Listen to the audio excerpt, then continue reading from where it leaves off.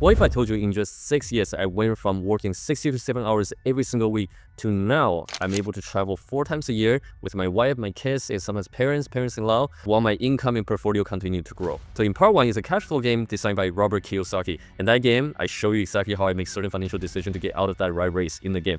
Today, I'm going to pull back all the curtain, show you exactly how I execute it in real life, in my life. And this is not in theory, this is my blueprint to help me get out of that grind mode every single day into financial freedom. This is all done through real estate. If I can do it, you can certainly do it as well. Hi everyone, welcome back to my channel. My name is Ping. I've been a real estate investor in Canada since 2010. And if you missed the previous video, definitely go watch that first because it'll give you an idea of exactly how I make certain decisions, certain financial decisions as I was building the portfolio of real estate and business altogether. And today in this video, I'm going to go through the step-by-step process on the very first deal all the way to the multifamily buildings I was acquiring. And on top of that, how I'm able to actually start generating quite a bit of income from real estate portfolio as well as the active income. And make sure you watch all the way until the end because I'm also going to share with you my strategy on how I set up the insurance, paper asset like stocking, all that stuff, so that I can further protect my assets. And no, I'm not going to sugarcoat any of this process. This process is extremely painful, but at the same time, super rewarding. So if you're watching this, potentially thinking about how you can change your current financial position, this one is definitely for you because this is exactly how I escaped everything in just 5 to 6 years. So some of you might already know that I actually started building my portfolio with my mom's support, my parents' support from 2010 all the way to 2015. But when 2015 comes, when I had a full-time engineering job, this is where things start getting a little bit different because I recognize that full-time engineering job isn't exactly what I wanted to do. It didn't even take me 2 months to understand that. 2 weeks in, I knew that that wasn't for me. But I didn't quit. I made sure that I actually stick to the end of the contract. But I didn't decide to actually postpone it. And I made sure I tried to plan myself to transition out of the full-time corporate job from that engineering firm. So what I did is from 9 to 5, I negotiated to 7 to 3 p.m. That's my working hour and my manager approved it. And then after that, I started building my side hustle from 3 p.m. all the way to 11 p.m. And what's really interesting is that around that time, I met my business partner, Angel Parashis, and he had a construction background, renovation background, and all that stuff. So for me, I only knew more or less about the student rental. So when we first started, it was very simple. We knew that we need to find an off-market deal, right? Some projects with a steep discount because we gotta make sure we make money on the buy. So on one hand, I was having the income coming in, kind of like cash flow game, generating some income once in a while, but also life history with the different surprises. Sometimes you get the tickets here and there, sometimes you go out to eat, right? Many different experiences. So it's all about just balancing that. One really good thing about this journey provided with me is that when you're working so hard, you really don't have a lot of time for entertainment. So the very first thing that we're doing is that we started looking at the tax sale for every single city, Hamilton specifically, St. Catharines specifically. And part of the reason why we started doing that was because we just picked 2 cities that are still relatively more affordable. And when we started looking into those public information, we're able to see the address of the property that are about to go auction. And what we end up doing is that we started approaching to all those owners and see if we can make a deal happen. So what's really interesting is that door knocking experience on sale is the hardest thing that I've ever done, especially for someone like me who's not local and English is my second language. It was super difficult, super challenging, but at the same time, we met with a few different contacts, and that led to us chatting with one person who owns quite a bit of portfolio in Hamilton as well as St. Catharines. So this is our very first deals outside of my family portfolio that I was doing with my business partner. 2 properties in St. Catharines near Brock University. But what ended up happening is that the sellers has 8 different properties in the same location, and 2 of them are going through renovation. He was having a lot of headache, and he really also hit the age of retirement. So at that time, we literally look at his portfolio. We say, hey, why don't you give us these 2 properties, sell it to us at a slightly discount price, we'll take over, you don't have to do renovation, and then let us kind of just take over the project and cash you out. And in his mind, he's just like, okay, well, that kind of makes sense. If this goes well, maybe there's a couple other properties in the area that can also be sold to you later on, maybe in a different year, so he can avoid a little bit of a capital gain tax. And that's basically how we got the very first 2 properties. At the time, we didn't know a lot. We literally just secured the deals and then we started raising capital, which then led to a lot of conversation because I started pitching everything during that period of time. And then we managed to raise $550K to 2 different parties. So after we were able to complete these 2 projects, we realized that, you know what, maybe what we can also do is to replicate this whole process into a flip, because guess what?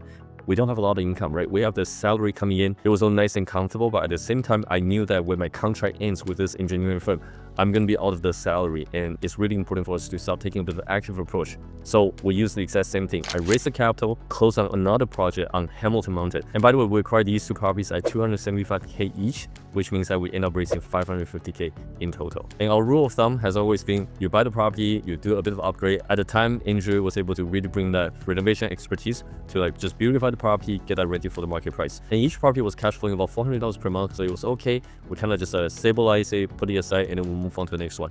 The next project is a flip, and part of the reason why I end up picking a flip is very simple. I was having a full-time job, right? So I was projecting that in the next 3-4 months, once I don't have that job, the contract ended, maybe I need an active business or active approach to generate a bit of income. So naturally, I started thinking about maybe I'll do a flip, make 50K, 60K for one project, and then I'll be okay. So that's also what we end up doing. This project, it was in Hamilton Mountain, let's say for 310 or 320K. We end up picking this one because I happened to figure out that the seller was a professor at McMaster University, and she already left home because her contract ended. So basically, she's in a position where she had to sell this property ASAP. 310K, I lowballed it for 270K, got this property again, and this really created enough spread for me to kind of handle this project. And we were able to manage to get this property at 270K, at 30K in renovation plus closing carrying costs of 310K, and sell it for 360K in just 6 months. Once I have this portfolio sold, I then started thinking, you know what? I need to have a little bit more like recurring income. And this is where we dive into property management business, because at this point, we need recurring income. And I just didn't see myself doing this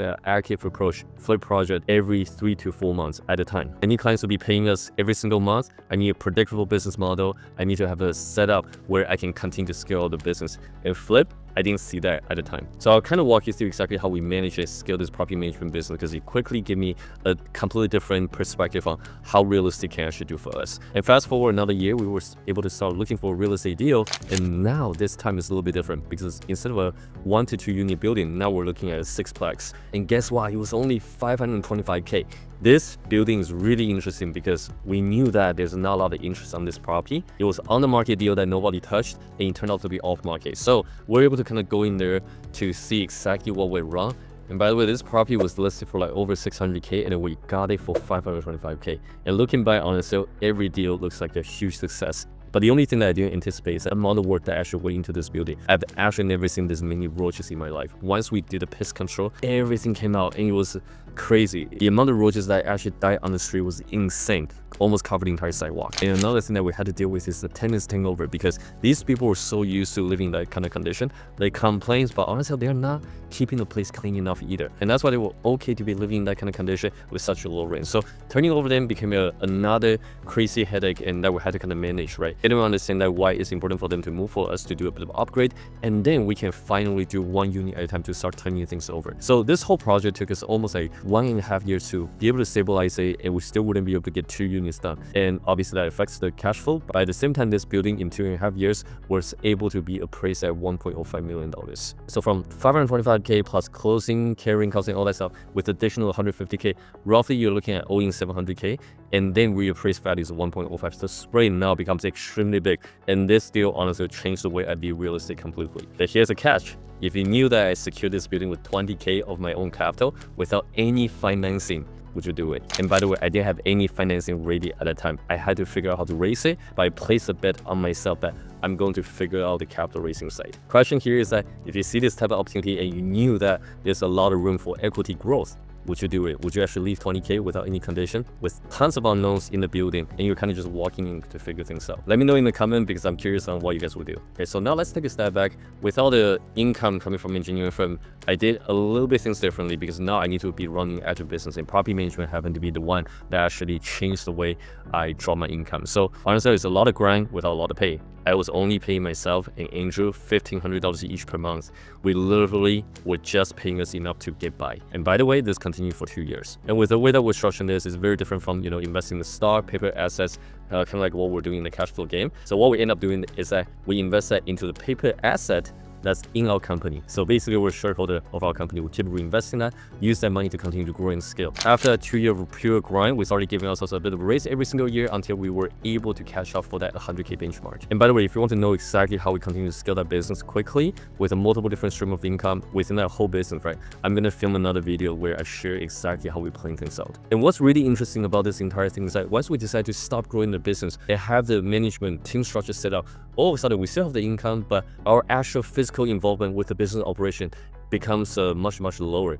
When you have the right operation manager, right admin, right system, and you trim out all the fat, all of a sudden there's a lot more profit that can be distributed to our personal income. And truly, this is where I get a first taste of financial freedom. 6 years in, I got a few properties in here. We started running a lean operation to our business. We have our time back, and all of a sudden you got these assets generating income for you every single month. And after this point, I only focus on two things. One is keep optimizing the business, growing more so that I can have that cash injection. On the other hand, I have the cash injection plus I raise a bit of capital, combine the capital to buy more and expand my real estate portfolio even further. And if you want to know exactly how you can replicate this whole process to escape that your rat race, your daily grind in real estate, I got one video for you to watch. This is how you can actually start building your portfolio in the US market in 2025.